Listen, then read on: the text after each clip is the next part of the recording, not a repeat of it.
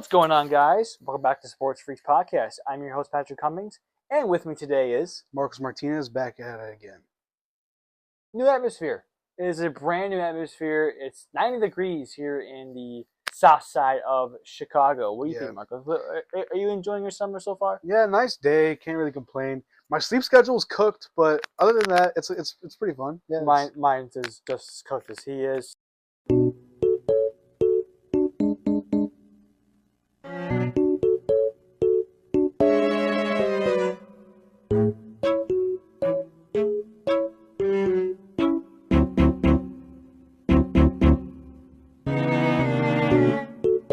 All right, so we have a interesting topic that's flowing around the Chicago media as we speak. It's been which one of our five teams that we talk about, which is the Blackhawks, the Cubs, the White Sox, the Bears, and the Bulls, has the better future and is closer to a championship. Marcos, I'm going to start with you. What do you think? I mean, out of all of our teams, honestly, I think everyone would agree would be the Chicago Bears. I think they're the top team out of all of us, out of all of our teams right now.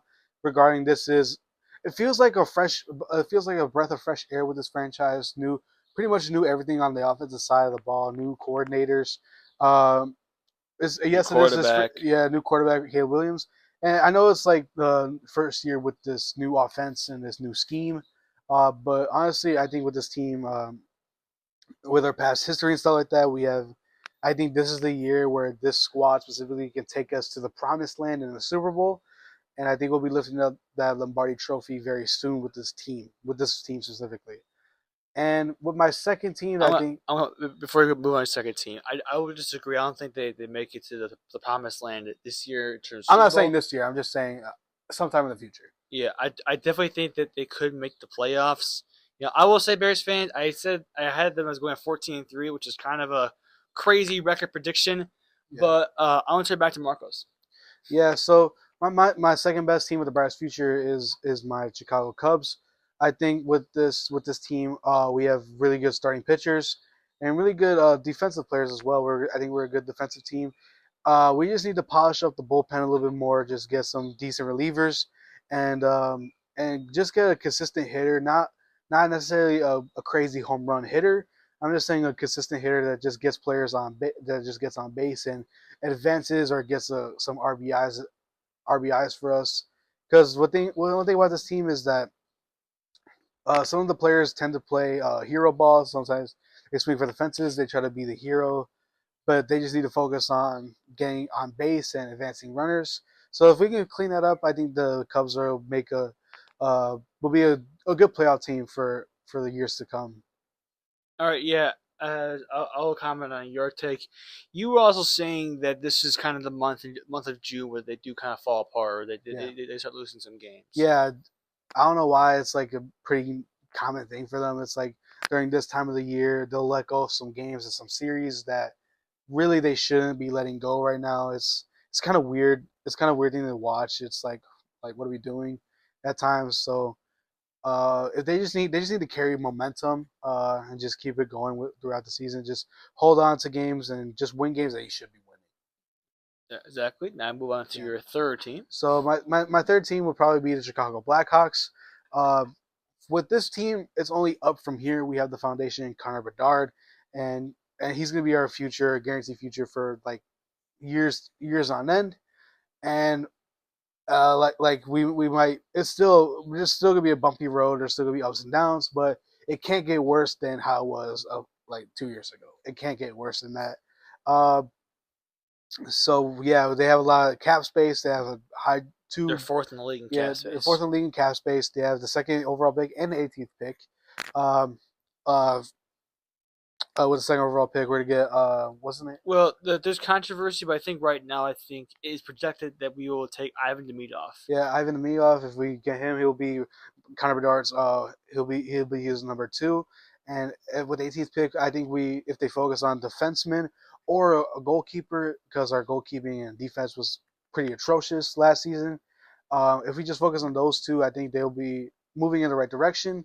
And with the cap space, I'd say spread out the money instead of focusing on just getting that big star right now. Just spread it out and get solid pieces not crazy names, not superstars just yet.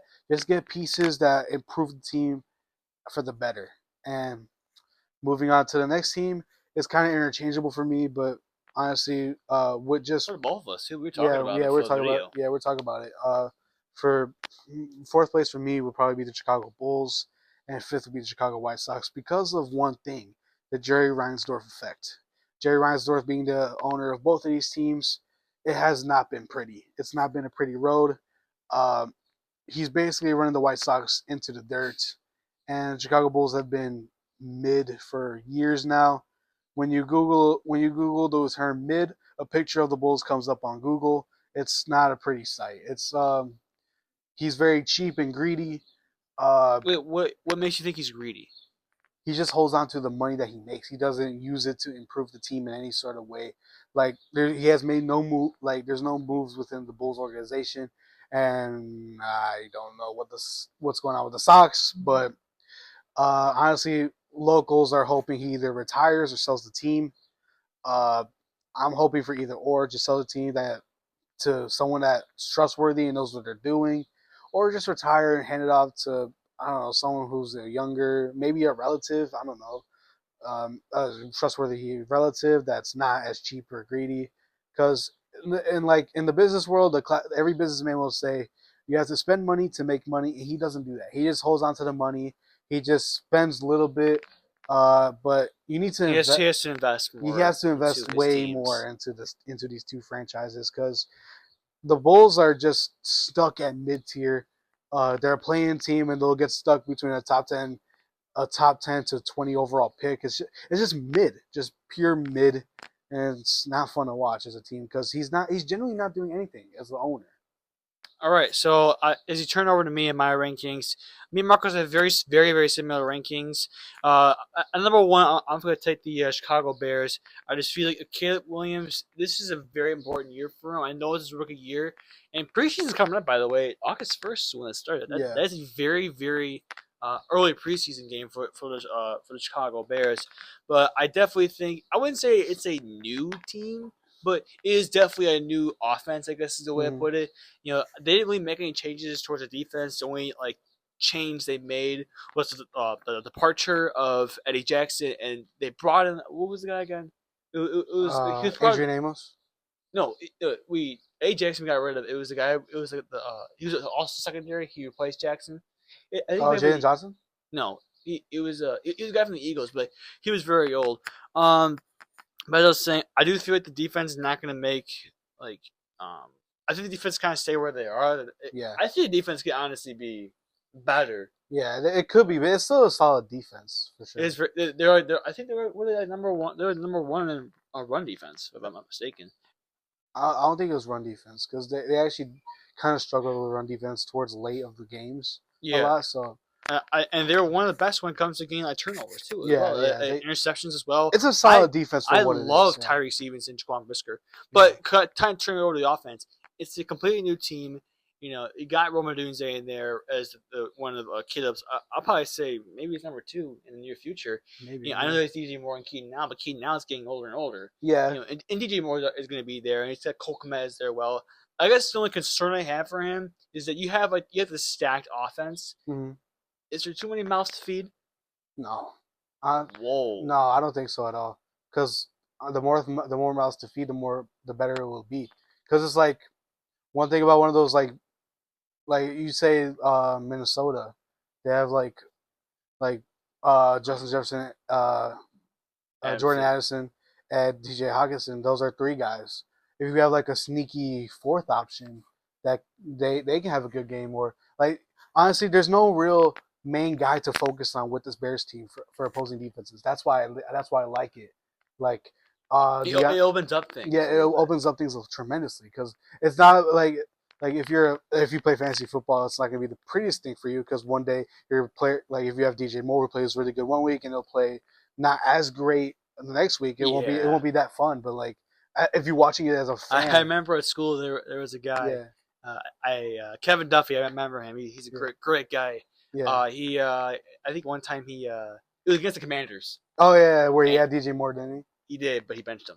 Oh yeah, that happened a lot. That was That happened to me too, actually. really. I had DJ Moore, yeah, Come. but Did you mention him that game? yeah, I mentioned that game because Oh he wasn't man. that good for the first couple games Well, because the, we well, weren't the, we weren't the, using him yeah, they weren't correctly. using correctly. Yeah, and But then they picked it up. But I was saying, yeah, it opens up way more offensively, and as a team, you'll get to see different players shine, as well as it's giving more opportunities because Caleb can scramble as well, and we yeah, also have DeAndre Swift in the backfield. We have Khalil I Herbert. forgot about that. Yeah, we have Roshan Johnson. Rashawn Johnson. Yeah, We have three solid running backs. they do have We have one of the best receiving corps in the league.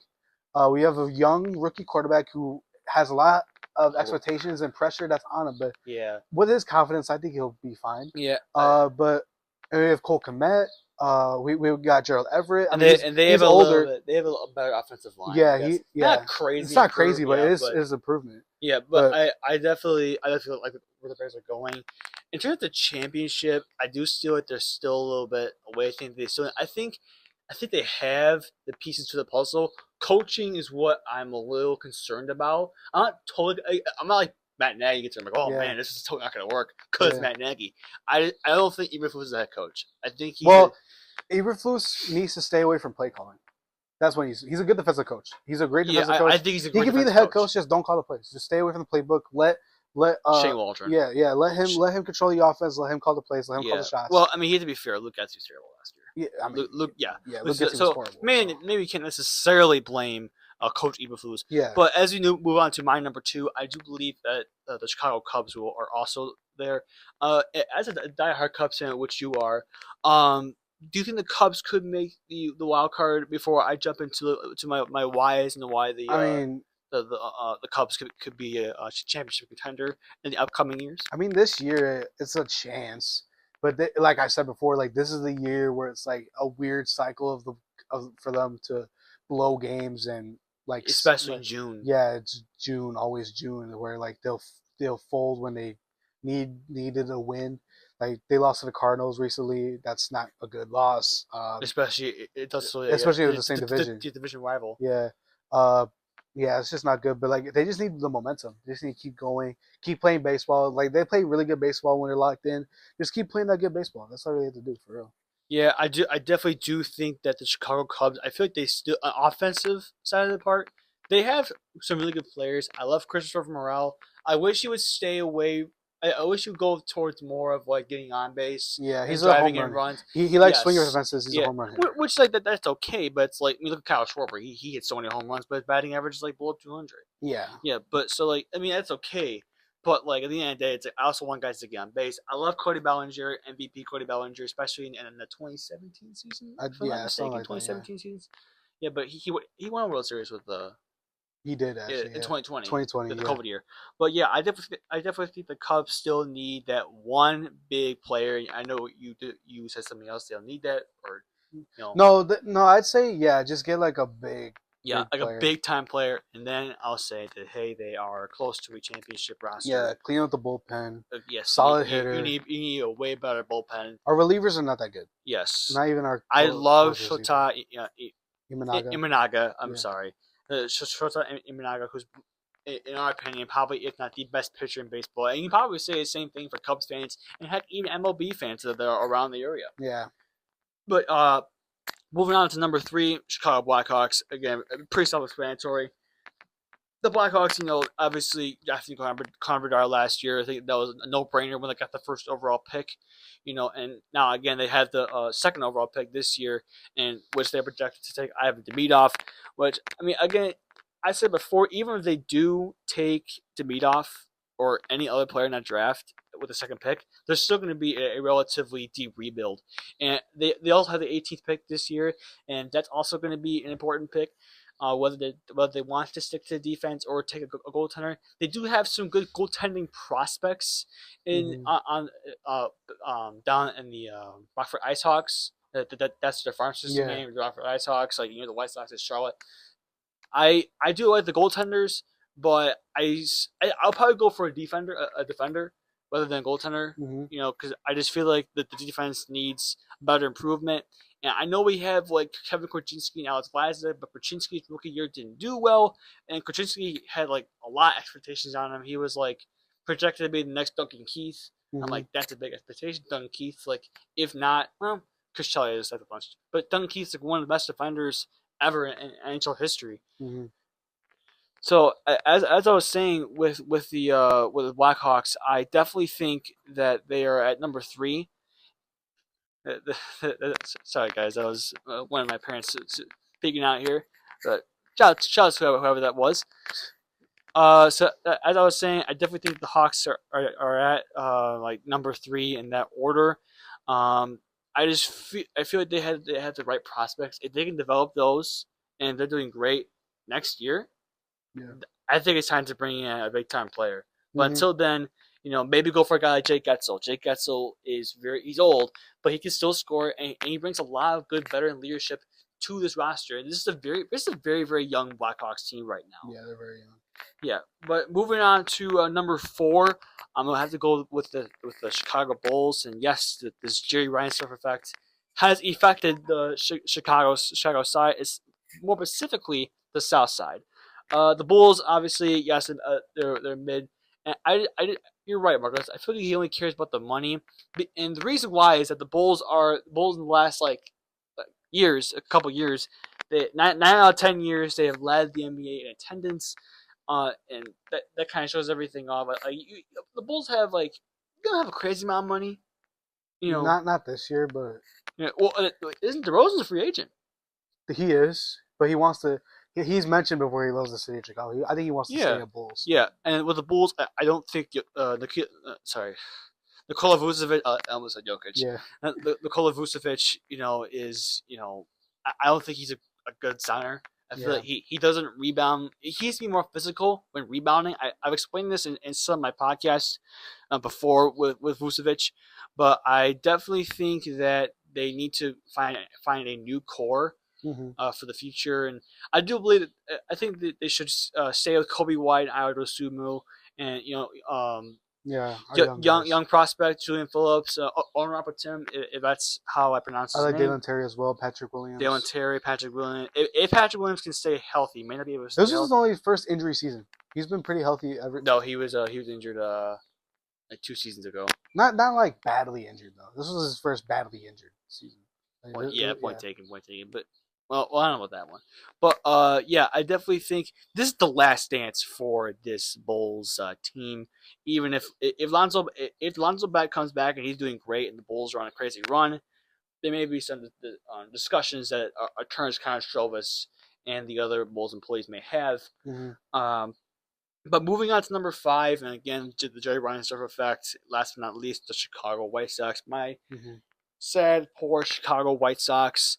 And, the White Sox, it just feels like them and the Bulls, that they haven't had the correct culture. It just feels like there's always some type of drama. They're not taking responsibility for each other. And White Sox broadcaster and color guy Steve Stone said the other day, with this White Sox team, it's not necessarily that they can't play good baseball. It's the fact that they can't win as a team. And I was saying that with like the Bears. Everybody's saying that with the Bears. Like, yes, they're able to make big plays, but they had 4 games last year. Yeah, like Denver, Detroit.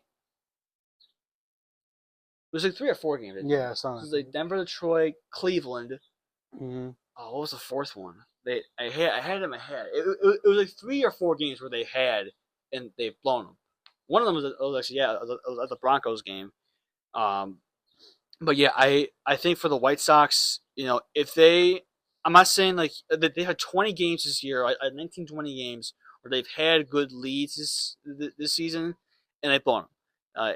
The crosstown series, showed that, and it sucks looking at a Cubs fan that's to my left of me, and it absolutely sucks, man. I just I was hoping that we would at least get one against them, but the scores say otherwise. But again, with the rankings, the White Sox and Bulls, I think the Bulls right now are the 4th spot, but the White Sox get good prospects if they decide to trade Crochet and Robert and other players. I think they could move up in the rankings, that they're closer to a championship, but it won't be a crazy jump. It'd be like 5-4, you know, 'cause I feel like the first three are pretty like self-explanatory. Like, you know, I mean, if you want to, maybe you could move the Hawks around at the two spot, but that remains to be seen. But once again, I feel like the White Sox are just a dumpster fire, and yes, they need a new owner, a new GM, new pretty much new everything almost. Yeah, honestly, like with the White Sox, I'd say the opposite of you. I'd say because I think Luis Robert was the first bona fide superstar the Sox have had in a long time. Well, Jose Abreu, He was not a superstar. yes, he was. He won MVP. 2020. Yeah. Mickey. No, I mean, Jose Abreu is one of the best White Sox players to live. I mean, I'll say I that. guess, but like, I think Not the best, I but think Luis Robert is like, I think he should stay on the team. I know he won't be part of the winning culture for a while, but like, he's too good of a player just to let go. He's like, there are a lot of trade talks with them, though. I mean, yeah, there are, but like, I think Rumors of the Mariners. But with like with the White Sox farm system as well as like the minor leagues or our minor league teams and prospects in there, like they're not even trying to call anyone up like to see if we can. Well, they have brought up. I know they brought up third base Brian Ramos, but he got injured and then he came back and he was like 0 for 14. So they sent him back down. I know they call it. Well, I wouldn't say that they've been pretty like active in terms of calling up like players. I mean, but it seems like they're saying down the same players and calling up the same players like over and over again. I'm just saying, like, try to give other people a chance. Yeah, Drew Thorpe came in. Drew Thorpe came in the other day for a second start. Did not do well. The score remains to be the score. You know, says it there. You look it up, and then it's a John Cannon, something like that.